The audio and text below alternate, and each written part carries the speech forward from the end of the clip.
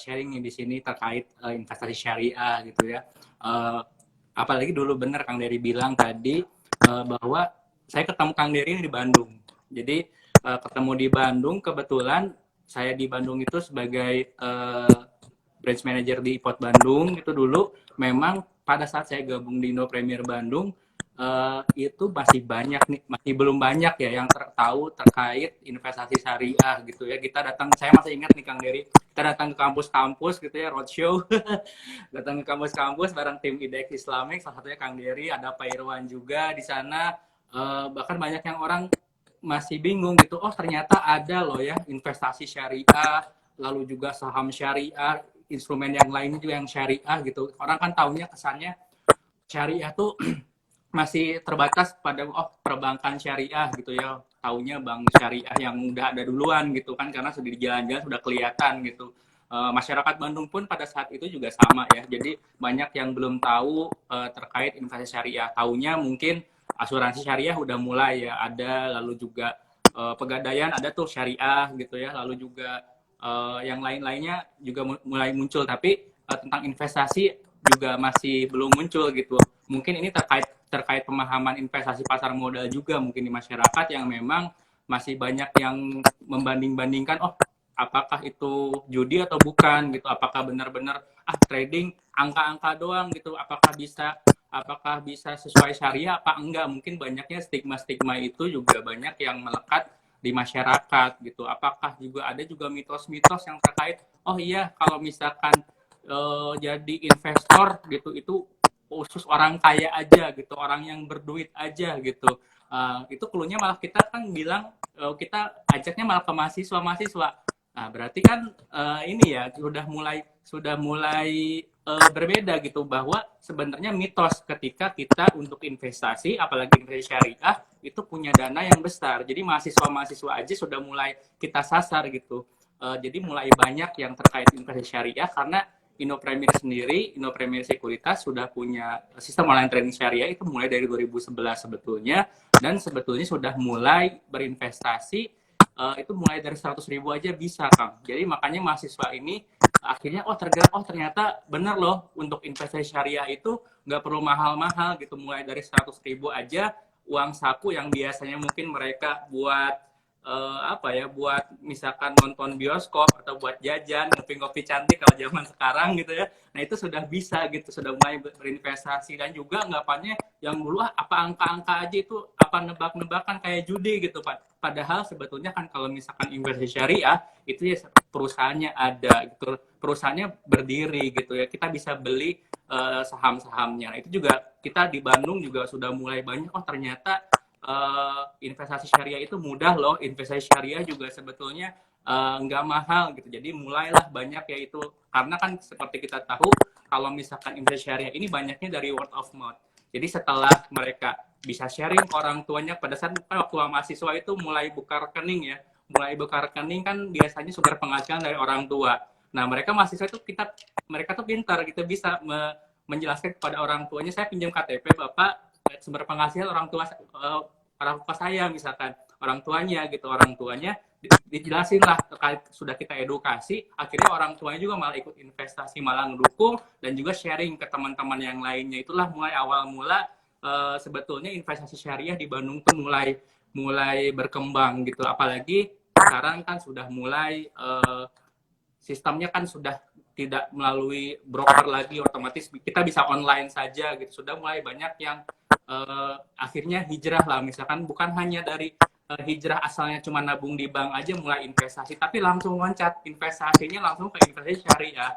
Jadi mereka lah yang sebenarnya pionir-pionir yang sekarang mungkin udah lulus kuliah gitu, apalagi Kang Dery ya mungkin mereka tuh sekarang rata-rata, apalagi Kang Dery ini cinlok juga ya, saya dengar cinlok juga sama peserta SPMS. Jadi istrinya, mungkin ada yang belum tahu, istrinya Kang Dery ini juga ya, maksudnya peserta sekolah pasar modal syariah. Jadi udah ada hasilnya, ibaratnya seperti itu ya. Jadi sekarang sudah mulai banyak yang bekerja, sudah mulai bisa sharing ke orang lain gitu, yang hasil mungkin sekitar 5 tahun yang lalu. Jadi sebetulnya itulah kenapa ya mungkin banyak investor-investor syariah juga yang dari Bandung dan juga Jawa Barat. Dan saya yakin Kang Dery pun nggak hanya di Bandung saja ya, nggak hanya di Bandung ataupun Jawa Barat saja, seluruh kuda keliling Indonesia sepertinya Kang Dery dan tim yang lain dari IDX Islamic untuk men-siar lah, siar pasar modal syariah ini bahwa bisa dinikmati siapa aja, bahkan sebetulnya bukan muslim pun itu bisa investasi syariah ya Kang Dery ya. Karena saya juga waktu di pengalaman di Bandung ada yang datang ke kantor cabang IPOT Bandung itu non muslim tapi dia buka akun syariah. Saya tanya Pak kenapa, saya ngobrol-ngobrol agak lama, akhirnya saya memberanikan diri, Pak kenapa ingin buka akun syariah, saya tertarik nih. Alasannya apa? Karena dia bilang dia sebelumnya sudah punya akun di bank syariah. Dia tertarik bahwa ketika dia nabung di bank syariah itu sistemnya kan bukan bunga, sistemnya bagi hasil. Menurut dia itu adalah fair.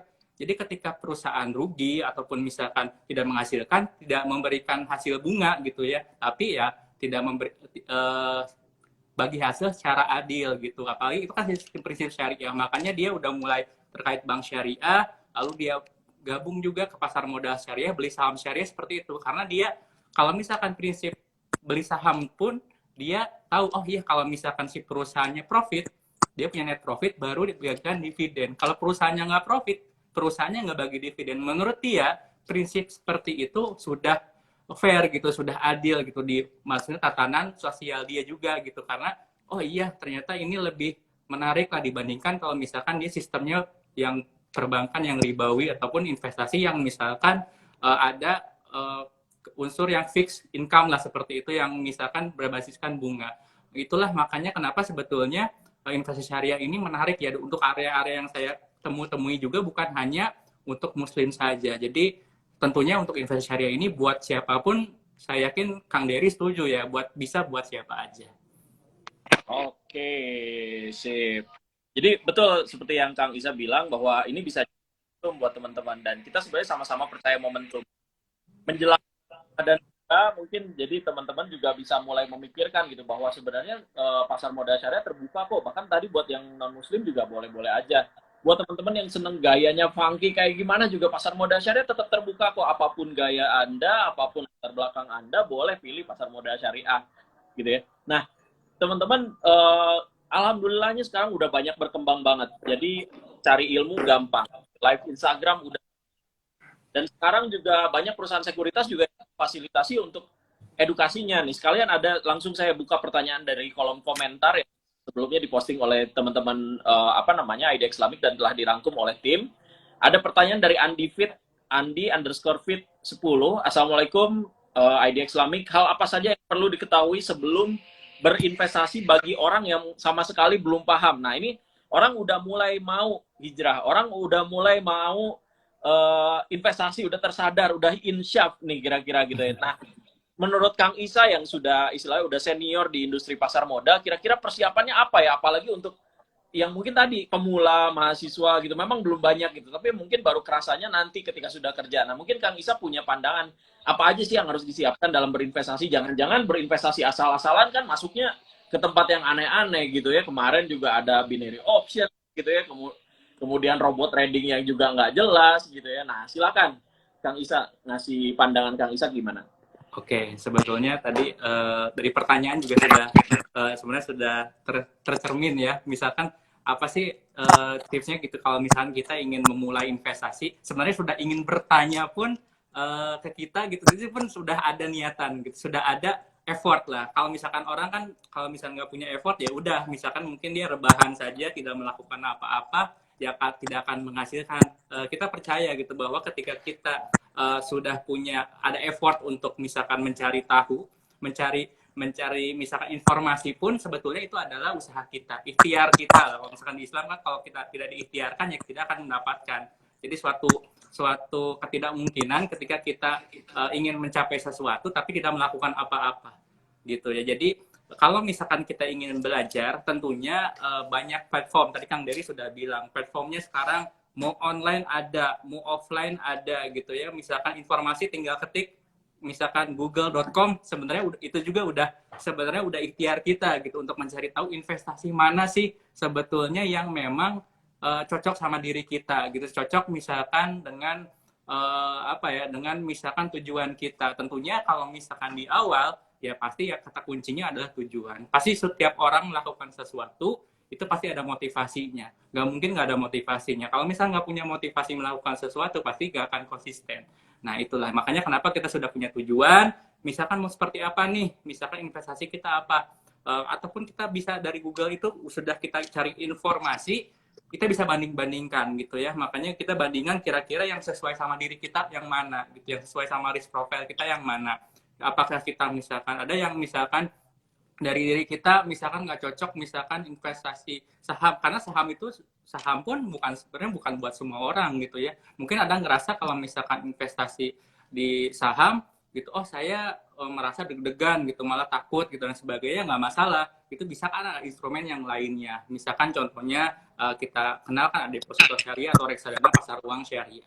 Disesuaikan lah, mungkin pastinya juga dengan kita googling cari info juga sebetulnya kan sudah tahu, oh kira-kira kalau informasi yang kira sudah bisa kita filter gitu, kita cari informasi yang tentunya yang kredibel, yang misalkan bisnisnya ataupun usahanya atau investasinya legal atau enggak. Tentunya kita juga, oh iya ternyata ketika ini dari misalkan website A sama yang website B misalkan ini kontradiktif gitu, oh kira-kira nggak logis nih, oh misalkan imbal hasilnya bisa 50% sebulan gitu, kira-kira logikanya gitu, logikanya kira-kira kalau misalkan kita mau invest 50% sebulan gitu ya, pasti gitu, dan kita tanpa tidak harus melakukan sesuatu, saya rasa sih mereka juga nggak perlu share ke orang-orang ya, disimpan aja buat diri sendiri, ya dia bisa kaya sendiri, ngapain dia share ke orang. Makanya kenapa kelogisan itu penting gitu ketika kita berinvestasi legal dan logis tentunya.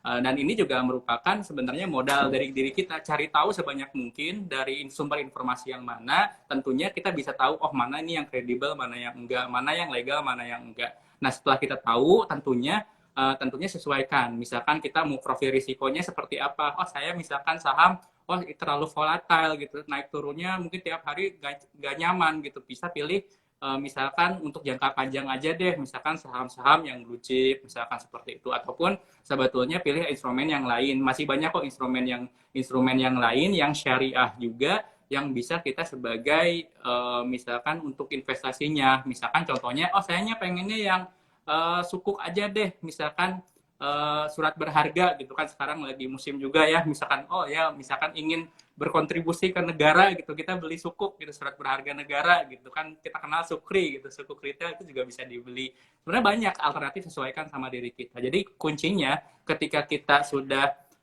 apa ya, sudah misalkan ingin tahu terkait informasi terkait investasi, ya kita sesuaikan sama tujuan kita tentunya.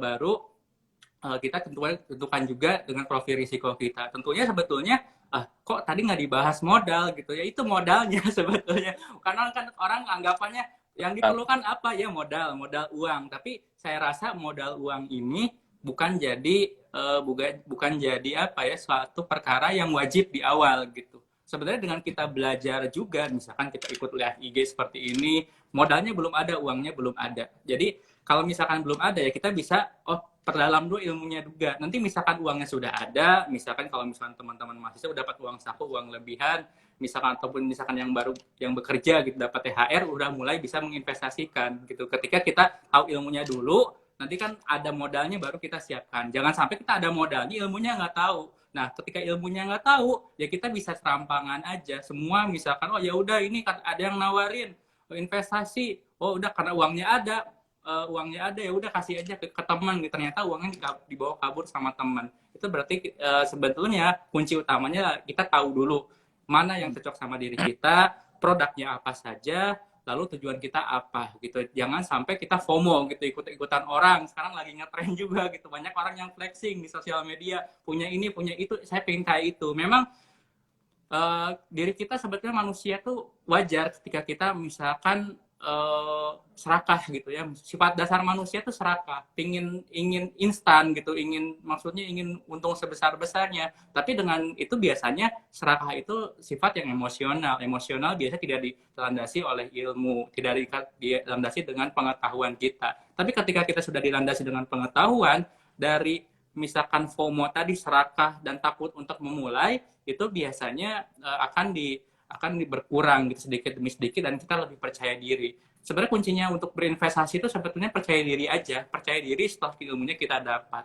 Kalau misalnya ilmunya sudah kita dapat, kita bisa terapkan tentunya dengan ilmunya. Semuanya kalau misalkan kitanya berdasarkan sudah punya dasar, seperti kita misalkan ingin nyetir mobil, kalau misalkan nggak tahu ilmu nyetir mobil atau ilmu berenang gitu ya, kita nggak tahu misalkan, walaupun sebetulnya nyetir mobil sama berenang kan nggak ada buku, ada textbooknya, tapi kalau misalkan nggak praktek ya nggak bisa juga gitu. Kita kan sedikit-sedikit dulu aja, step by step kita sudah mulai percaya diri. Sama kita kalau seperti sudah misalkan dari kita kan manusia pun lahir pun nggak langsung berlari ya, pasti kan merangkak dulu gitu ya, nggak merangkak malah baru bisa terlentang dulu, pas tengkurap gitu kan, kalau misalkan tengkurap baru bisa berjalan, setelah berjalan baru bisa berlari. Nah itulah sama investasi juga perlu proses, modal bukan hal yang utama, modal uang ya bukan yang utama, tapi itu adalah maksudnya lebih ke misalkan ilmu dulu aja yang kita pegang, setelah ilmunya kita pegang sedikit demi sedikit, ketika ada uangnya kita ready.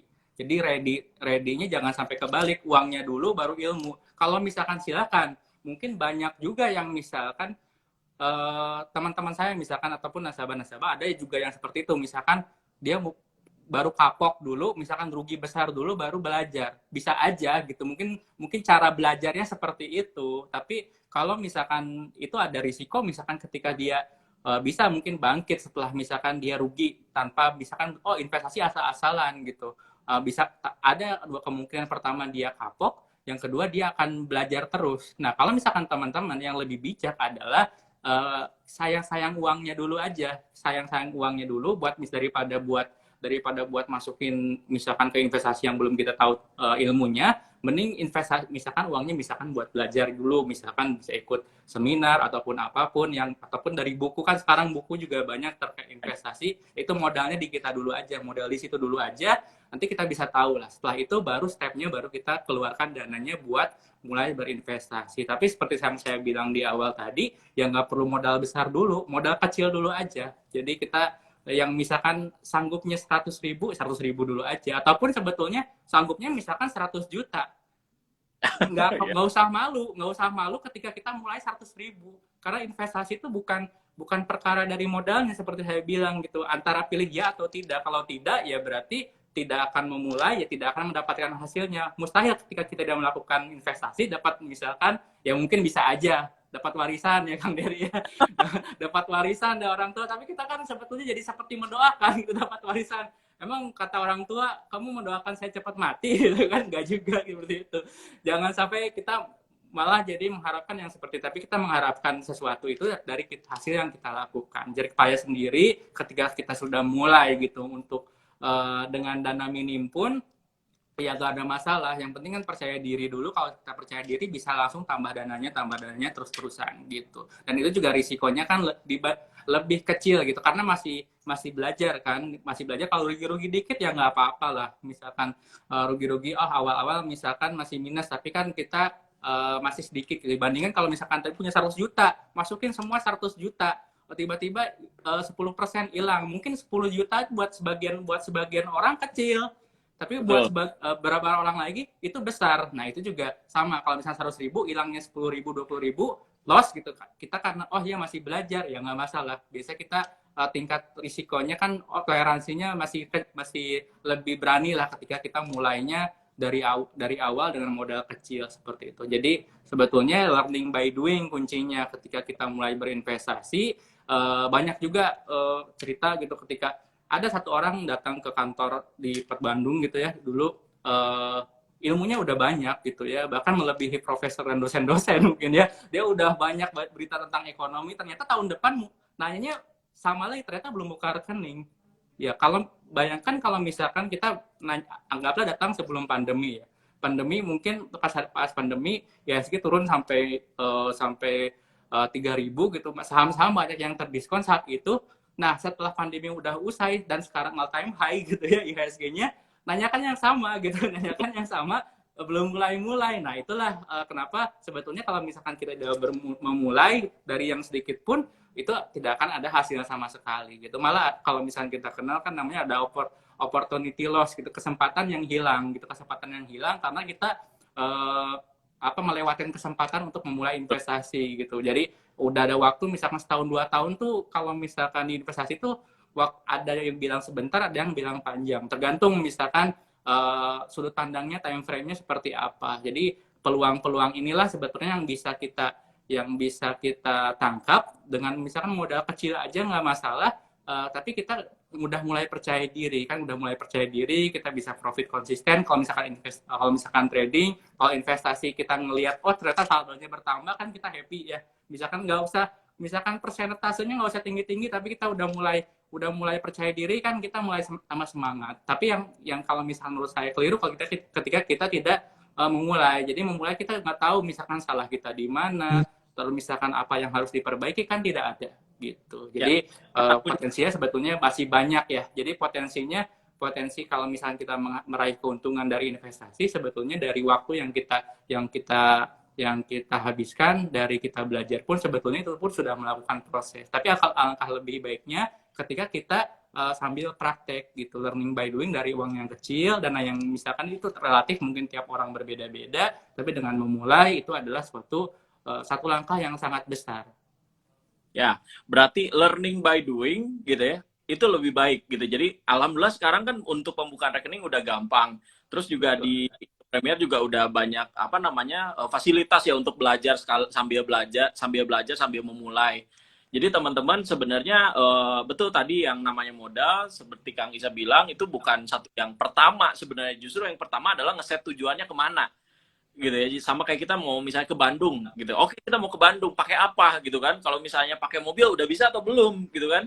Jangan sampai kita pakai mobil tapi belum bisa gitu. Jadi teman-teman balik lagi gitu. Tujuannya apa di set? Kan setiap orang juga punya tujuan yang beda ya. Misalnya, saya buat nikah. Saya misalnya anak masuk sekolah. Misalnya saya buat sekolah lagi 2. Saya mau buat umrohin orang tua. Itu kan macam-macam. Tiap orang punya tujuan yang pastikan teman-teman langsung mulai gitu ya. Langsung mulai dan sambil belajar, learning by doing gitu ya. Jadi teman-teman bisa sekalian juga tidak kehilangan waktu tapi tidak terburu-buru juga gitu. Jadi FOMO yang tadi Kang Isa bilang gitu. Nah, sama ini kayak pertanyaan Riana Stira. Assalamualaikum, Min. Apakah investasi saham syariah harus mempunyai akun syariah? Apakah kriteria perusahaan emiten bursa yang sahamnya syariah? Sebenarnya kriteria itu udah ada di OJK, jadi teman-teman tinggal baca bahwa kita ada daftar efek syariah, baik Indo Premier maupun Bursa Efek Indonesia tidak menentukan saham ini syariah. Betul. OJK. Iya. Jadi kalau sahamnya keluar dari saham syariah atau nanya saham ini yang kira-kira mau listing dia keluar saham syariah, itu bukan ditentukan oleh Bursa dan Indo Premier gitu ya. Nah, kalau untuk akun syariah ini supaya gampang aja, kebayangkan kalau misalnya kita ada 750-an saham di Bursa Efek Indonesia, 475-nya itu saham syariah.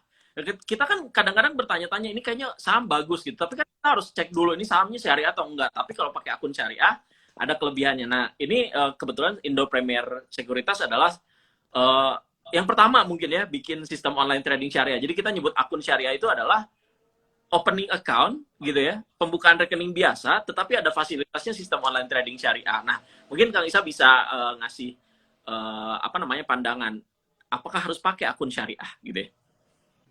Oke, ya terima kasih Kang Dery. Jadi betul ya Karya tadi kalau misalnya bertanya apakah harus pakai akun syariah atau enggak. Sebetulnya ya tadi juga seperti disebutkan Kang Dery, terima kasih udah mention Indo Premier Sekuritas adalah sekuritas pertama bukan hanya di Indonesia tapi di dunia ya yang memiliki sistem online trading syariah gitu. Jadi ini memudahkan buat Karya dan juga teman-teman semua gitu ketika kita untuk bertransaksi saham secara syariah gitu. Jadi sebetulnya kalau misalkan kita bertransaksi saham secara umum sebetulnya kan seperti saya jelaskan di awal tadi ya sudah syariah karena sistemnya kan bagi hasil, akadnya kan bai'al musahamah dan musyarakah karena kan kerjasama saling tolong menolong gitu. Jadi misalkan dari pemilik modal dan ya kita sebagai investor gitu dan juga yang membutuhkan dana gitu dipertemukan ya namanya di pasar modal. Sebetulnya sudah syariah, cuman memang ada bisnis-bisnis yang memang tidak masuk ke kategori syariah gitu. Nah itulah yang makanya kenapa sebetulnya dengan adanya penetapan OJK dan tentunya dari ada support dari Dewan Syariah Nasional MUI juga sebetulnya itu sudah membantu sangat gitu ya, membantu sangat ketika kita sebagai investor ingin yang syariah gitu ya. Jadi memudahkan lah istilahnya, memudahkan untuk kita. Jadi kita nggak perlu repot-repot dari 700 saham sudah difilter tuh. Kira-kira mana sih yang sesuai dengan kaidah syariah yang tidak bertentangan dengan prinsip syariah itu yang mana? Gitu. Jadi itu memudahkan dan ini biayanya juga sebetulnya sama, transaksinya sama gitu. Kalau misalkan suatu kita beli produk, fiturnya harganya sama, tapi fiturnya ada yang lebih baik, fiturnya lebih lengkap. Kira-kira pilih yang mana? Atau handphone itu harganya sama tapi fiturnya lebih lengkap. Kira-kira pilih yang mana gitu ya Karya? Ya pasti kalau misalkan secara umum ya kita pilih yang fiturnya lebih lengkap gitu, yang fiturnya bisa ini itu. Apalagi kalau misalnya apalagi enaknya gitu, fee-nya sama, transaksinya sama, biayanya sama, nggak ada biaya tambahan. Kelebihannya fitur-fiturnya lebih gitu ya. Kalau misalkan transaksi, misalkan margin trading, kan nggak boleh tuh. Ada biayanya tuh kalau margin trading. Ada fee yang harus ditambahkan bayar. Tapi kalau misalkan syariah nggak ada, malah nggak boleh gitu. Oh ini yang ada biayanya jangan nih. Ini ada biayanya. Di konvensional ini ada biaya nih. Syariah jangan, nggak usah deh. Nggak usah, saya kasih yang lebih, ini filter, nggak boleh nih beli saham melebihi dana dari diri kita gitu ya, dari yang misalnya kita miliki. Makanya itu filter-filter itu sebetulnya yang memudahkan. Jadi kita memudahkan investor. Sebenarnya boleh aja. Udah tahu saham syariahnya misalkan mau dihafal atau misalkan setiap kita mau transaksi kita cek dulu, misalkan contekan dulu ya silahkan aja, nggak apa-apa gitu ya, itu sudah prinsip syariah. Tapi dengan fitur tambahan tadi yang memang powerful dan memang sudah memudahkan umat gitu ya dan masyarakat untuk berinvestasi syariah, kenapa kita nggak manfaatkan gitu. Jadi ini adalah maksudnya tambahan gitu ya, dan juga pilihan untuk investor syariah biar kita lebih tenang juga, karena kan kalau syariah tuh kita intinya kan cari keberkahan juga, seperti kita masuk ke supermarket, ke minimarket, kita cari makan. Kalau yang muslim ya kita cari yang ada label halalnya gitu, kita cek dulu satu-satu gitu kan, oh ini halal apa enggak, selain kita cek expirednya gitu kan, kita kan namanya kan cari makanan juga cari yang halal dan juga thayyib. Halal berarti kan sudah ada tersertifikasinya, thayyib ya baik. Kalau misalkan yang makanannya sudah daluarsa kan tidak baik untuk tubuh kita. Ya saham pun sama, investasi pun sama.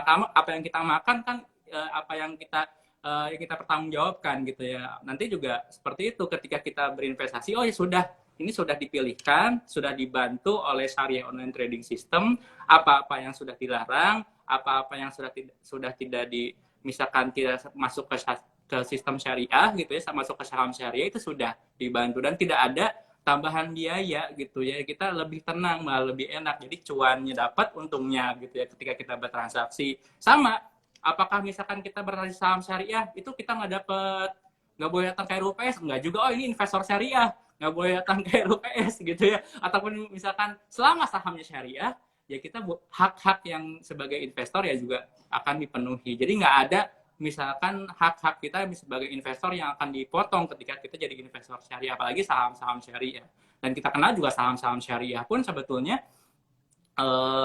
selama tidak melanggar syariat Islam sebetulnya nggak apa-apa ya. Bisnis misalkan telekomunikasi, misalkan produksi makanan selama makanannya halal, ataupun konstruksi dan sebagainya selama dia memang menjaga misalkan dari pendapatan non halalnya jangan lebih dari 10%, misalkan seperti itu kan kita sudah dibantu lah dengan sistemnya. Jadi perannya sangat besar di sini dari OJK, dari Dewan Syariah Nasional, dan juga Bursa Efek beregulasi, dan juga dari sekuritas pun membantu. Dengan fitur-fitur ini Karya gitu dan teman-teman sekalian itu nggak perlu khawatir lagi ketika berinvestasi. Kita dapat untung dari misalkan secara materi, tapi juga kita dapat untung yang memang mungkin tidak bisa dinilai secara materi, mungkin ketenangan dalam berinvestasi syariah. Nah itu Mbak Ria tuh udah mau fiturnya gitu kan, oh sama aja kan bisa beli saham-saham yang menarik juga, banyak bisnisnya juga masuk syariah, ya tinggal teman-teman tinggal pilih yang syariah. Nah Kang Isa ini udah nggak kerasa juga ya, ternyata udah hampir 40 menit kita live. Kita akan jawabin pertanyaan dari para netizen nih kan. Mungkin dari pertanyaan komentar teman-teman di postingan IDX Islamic, kita cek nih banyak pertanyaan netizen. Ini mungkin jadi live dengan pertanyaan terbanyak selama saya melakukan live Instagram ya, kebayangan Luar 8 biasa. pertanyaan. Ini gimana 80 pertanyaan mungkin nggak bisa terjawab semua, tapi nggak apa-apa. Saya akan pilih mungkin yang mirip-mirip pertanyaannya, jadi tetap simak aja dan kita bakal bahas bareng-bareng. Nah, kita mungkin kita akan dapat pertanyaan yang mana ya? Saking Oke, banyaknya ya Kang Neri. nah, ini banget gitu. Nah. Untuk buka akun syariah, oke. Nah, sip. Wah, ini banyak sekali ya. Ini pertanyaannya juga bagus-bagus ya. Jadi bingung nih. Udah pintar-pintar berarti ya. Iya. Ah ya, Sudah biasanya udah jadi investor nih kalau pertanyaannya udah mulai iya.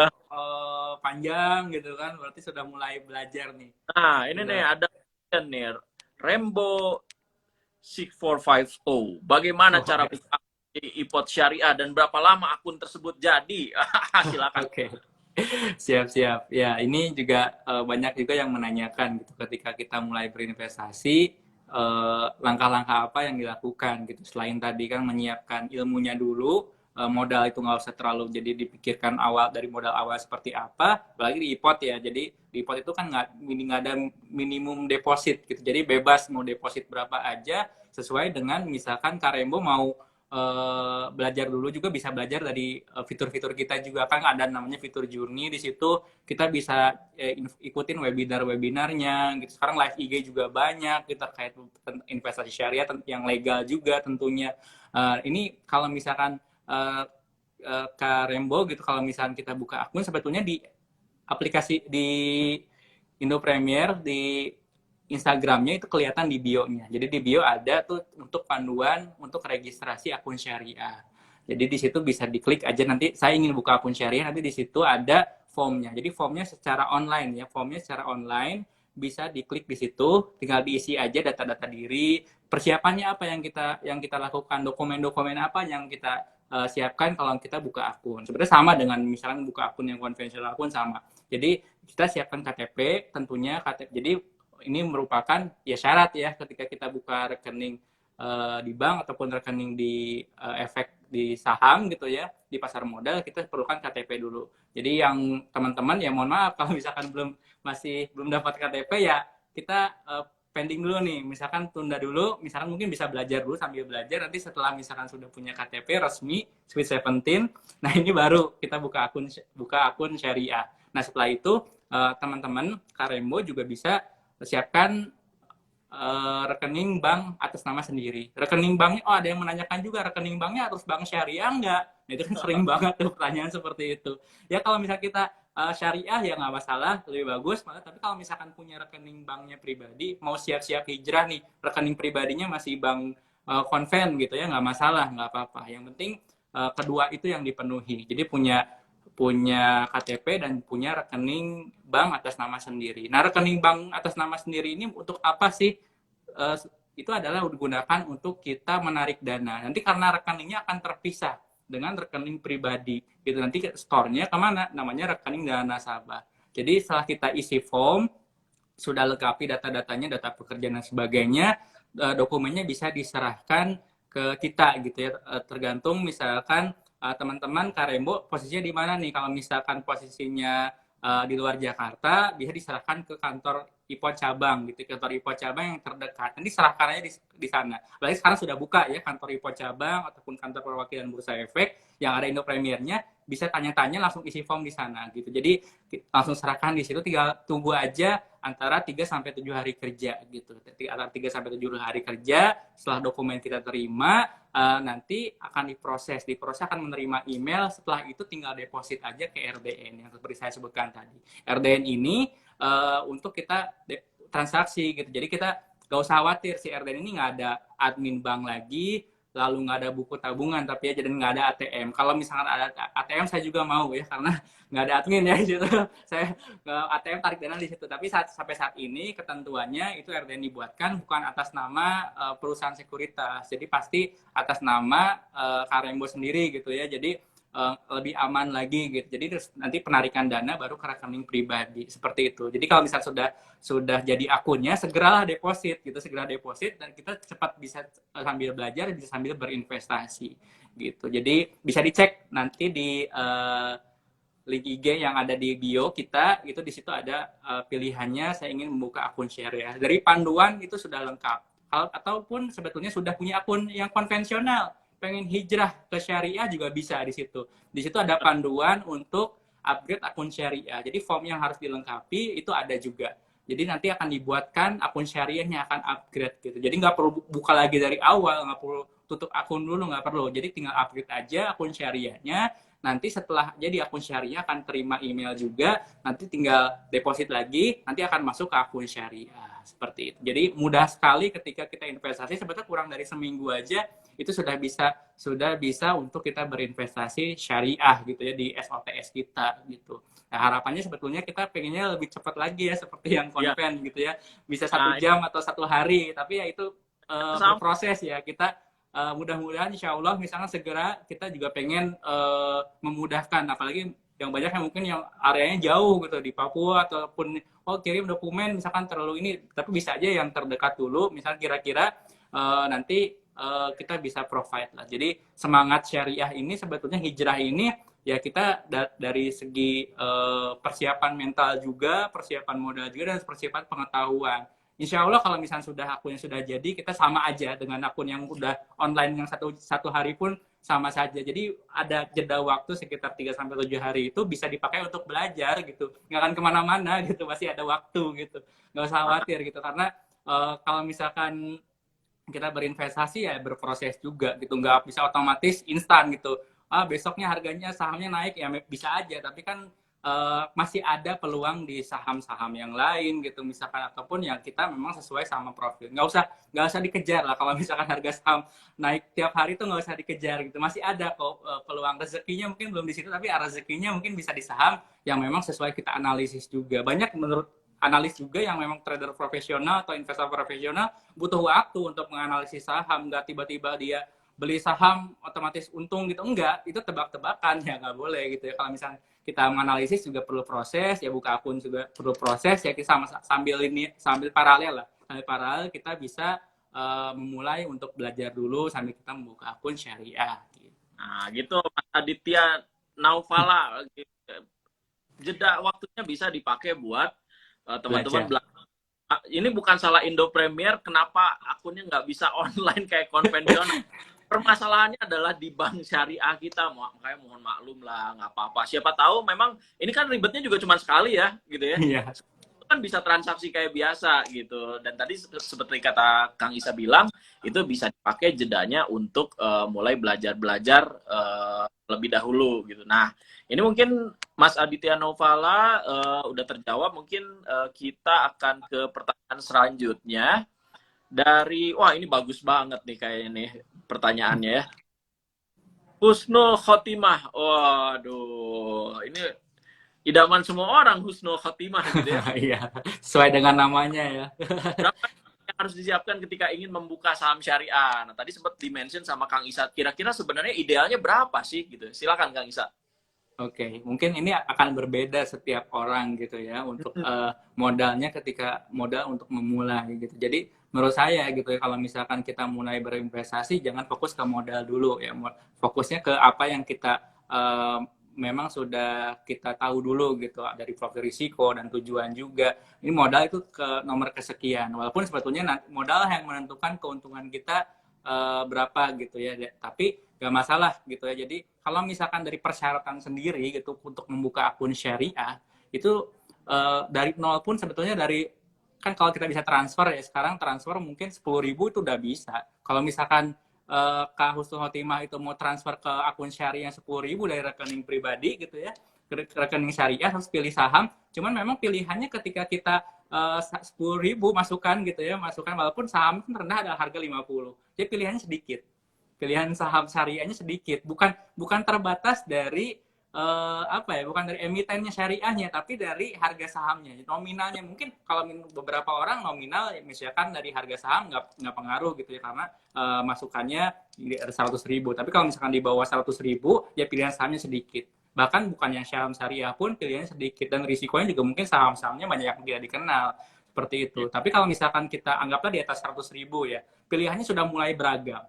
Pilihannya sudah mulai beragam, yang nominal harga sahamnya itu 1.000 gitu ya, atau misalkan antara 100 sampai 1.000 lah. Tapi kalau misalkan di bawah 100.000, tapi kalau misalkan di atas 1.000 ya berarti kan sudah mulai ya 100.000, misalkan 300.000, 500.000 sudah bisa untuk minimum beli satu lot. Ini persoalan dari untuk membeli saham satu lot aja gitu. Sebetulnya disesuaikan aja. Kalau misalkan saya nyamannya sudah mulai mengalokasikan buat investasinya 1 juta, ya nggak apa-apa, nggak ada yang larang gitu. Oh, saya siapnya ready-nya 10 juta ya silahkan. Ataupun sebetulnya saya masih belum yakin, ingin mencoba strategi mungkin yang nyicil. Jadi punya uang 10 juta, tapi kita masukkan 1 juta dulu di saham. Misalkan bulan Maret ini misalkan ya, masukkan 1 juta dulu. Lalu April masukkan lagi 1 juta lagi di saham. Misalkan kalau misalkan kita sudah nyicil saham, jadi nanti average sahamnya Kak Husnul Khotimah bisa, misalkan harga sahamnya naik, nanti akan mengaverage, merata-ratakan gitu. Jadi sebetulnya modal itu sesuaikan aja. Ketika misalkan terlalu kecil pun, kalaupun Indo Premier misalkan persyaratannya untuk membuka rekening itu nggak terlalu besar gitu, tapi pilihan sahamnya sedikit. Tapi kalau misalkan idealnya itu antara di atas 100.000 gitu ya, sampai 500.000 tuh sebetulnya pilihan sahamnya udah mulai banyak. Mungkin bahkan sampai ke harga saham yang di atas 5.000 kan sebetulnya masih ada lebih dari 100 saham gitu. Itu pun kalau misalkan 100 saham yang syariah, setiap pilih pun dari 100 pun banyak gitu ya. Itu harus dipilih juga kan, nggak mungkin masukin satu lot. Kecuali kita misalkan belinya ETF, misalkannya ada keranjangnya, paket-paketnya, ya udah. Kan ETF itu juga kalau pengen beli semuanya ya udah indeksnya aja, Jakarta Islamic Index bisa juga. Misalkan cicil ETF XIJI, di kita kan ada ya tuh. Jadi bisa 30 sahamnya sekaligus dibelikan dari paket reksadana gitu. Jadi kontrak investasi kolektif itu juga bisa. Jadi sesuaikan aja produknya sama harga sahamnya, tapi tentunya dianalisis dulu Husnul Khotimah gitu. Jadi kita tahu analisisnya terkait, oh saham ini baik secara fundamental, laporan keuangannya bagus, baru tentukan. Jadi nominal yang tadi saya sebutkan tadi, mau 100.000, 500.000 bebas. Jadi kita menyesuaikan sama harga sahamnya aja. Jadi beli saham pun sebetulnya kalau misalkan belum sanggup, misalkan tiap bulan, mau 2 bulan sekali, tapi kalau kita yakin, oh ini perusahaannya prospeknya bagus gitu ya, prospeknya bagus, kita kan akan mulai mencicil. Misalkan 2 bulan sekali beli sahamnya, atau mau 3 bulan sekali ya nggak masalah. Lebih bagus lagi kita bisa ngusahain tiap bulan untuk beli saham seperti itu. Dan itu juga bisa. Tergantung sama misalkan tujuannya apa, atau misalkan tujuannya buat jangka panjang, misalkan buat dana pendidikan anak, buat misalkan buat dana haji, misalkan ya kita buat berhaji beli pakai saham bisa apa enggak ya, bisa. Dari capital gain-nya aja bisa apa enggak ya, bisa. Nanti kalau misalnya disesuaikan aja, kita ambil untungnya, pokoknya disimpan aja di situ. Bisa juga, nggak ada masalah. Jadi kapan aja mau dijual, sahamnya bisa. Tapi kan kita happy gitu ketika kita lihat, oh iya portofolio saya naik gitu ya. Kalau misalnya turun, oh ini bisa kita analis lagi, pantau lagi, oh kira-kira cocok nggak pilihan saya, bisa pindahkan ke saham yang lain. Jadi sesuaikan saja modalnya. Kita tidak membatasi gitu, mau berapapun, tinggal kita pilih, silakan pilih dari ratusan saham syariah, sesuai sama misalkan gayanya seperti apa, ataupun sekarang yang lagi ngetren gitu, yang lagi sahamnya memang lagi potensinya banyak diminati gitu, seperti saham, contohnya saham kelapa sawit, misalkan harga minyak goreng naik. Nah ini kan ini juga kan maksudnya harga saham-sahamnya juga banyak yang naik, dan banyak yang juga saham yang syariah. Jadi kita lebih bijak di situ, bukan dari segi berapa kita masukkan modalnya berapa, tapi kita lebih ke bijak ke menentukan saham apa gitu, saham apa yang memang berpotensi dari kita, pilihan kita yang sudah kita analisis. Oke, gitu ya Mbak Husnul Khotimah. Ini kayaknya akan pertanyaan pamungkas dari netizen dari talk kita di Jumat malam gitu ya. Kita akan dengar dari Kang Isa juga. Tadi kan teman-teman alhamdulillah sudah mulai dapat pencerahan, oh ternyata berapa aja deh, tapi yang penting jangan salah pilih sahamnya gitu ya, sahamnya bener cara milihnya. Nah ini pertanyaan pamungkas nih, biar to the bone banget nih, dari EUT. Nah, gimana prospek investasi syariah ke depannya? Nah mungkin Kang Isa sebagai orang yang mungkin gitu ya, karena Indo Premier termasuk yang pertama mengembangkan SOTS, Kang Isa juga udah banyak involved di pasar modal syariah, pengembangan pasar modal syariah, dan sekarang juga jadi brand manager untuk yang pasar modal syariah. Silakan Kang Isa, kira-kira gimana prospek investasi syariah ke depannya? Oke. Jadi menarik ya ketika kita lihat sebetulnya dari populasi masyarakat Indonesia ya 270 juta gitu ya, 270 juta masyarakat Indonesia gitu ya, yang dari masih baru lahir sampai yang sudah menjelang misalkan senior lah, misalkan udah banyak juga yang usia pensiun juga. Tapi kan kita lebih banyak sebetulnya usia muda gitu ya, usia yang memang masih produktif, bahkan beberapa tahun ke depan akan mengalah banyak gitu yang lebih produktifnya dibandingkan dengan yang misalkan usia non produktif ataupun menjelang usia senja. Nah itu pun dari populasi masyarakat Indonesia pun sebetulnya sudah menjadi suatu kelebihan gitu ya, dibandingkan dengan sebetulnya dengan kita yang misalkan jadi investor. Jadi investor itu masih 1%-an gitu, istilahnya 1% 2% lah, ibaratnya nggak sampai lebih dari 3 juta lah untuk investor, itu yang secara umum, misalnya secara nasional, bukan pasar modal syariah tapi yang pasar modal secara umum. Dan apalagi yang syariahnya nggak terlalu masih berkembang gitu, potensinya gapnya masih tinggi gitu. Dari investor pun saat ini ada 100 ribuan ya untuk investor syariah yang komit untuk masih mulai aktif gitu untuk berinvestasi, dan akan bertambah terus gitu. Sebetulnya kalau misalkan dari segi potensinya itu sangat besar sekali, kita bisa ya sebenarnya kita mau untung bareng-bareng. Jadi masyarakat Indonesia yang misalkan yang menikmati ini, jadi jangan sampai sebetulnya pasar modal dan pasar modal syariah ini yang menikmati asing gitu ya, pihak asing. Kan sekarang selama ini mungkin beberapa tahun ke belakang, 10 tahun ke belakang masih banyak investor asingnya dibandingkan investor domestiknya. Artinya apa? Berarti kan kalau misalkan ada dividen, hasilnya buat mereka juga gitu ya, ataupun misalkan dapat capital gain, selisihnya mereka juga. Sebetulnya kalau misalkan kita mulai banyak yang berinvestasi, masyarakat kita atau yang di pasar modal syariah itu bisa kita karena perusahaan dari kita ada lokal, ada di lokal gitu ya, perusahaannya ada gitu ya, kita berdiri di sini, pekerja juga lokal gitu, orang Indonesia juga, mulai dari security sampai pegawai-pegawainya gitu ya, yang misalkan jadi emiten tersebut, ya keuntungan perusahaannya jangan sampai ya ke asing juga, kita bisa ke kita juga gitu. Jadi kita sebagai masyarakat pun jadi bisa menikmati hasilnya gitu. Pasar modal syariah itu merupakan sesuatu yang menarik gitu ya bagi masyarakat, apalagi ya masyarakat kita kan muslim juga lebih dari 130 juta ya, mayoritas dari masyarakat muslim di Indonesia gitu, bahkan kita masyarakat muslim terbesar dunia gitu.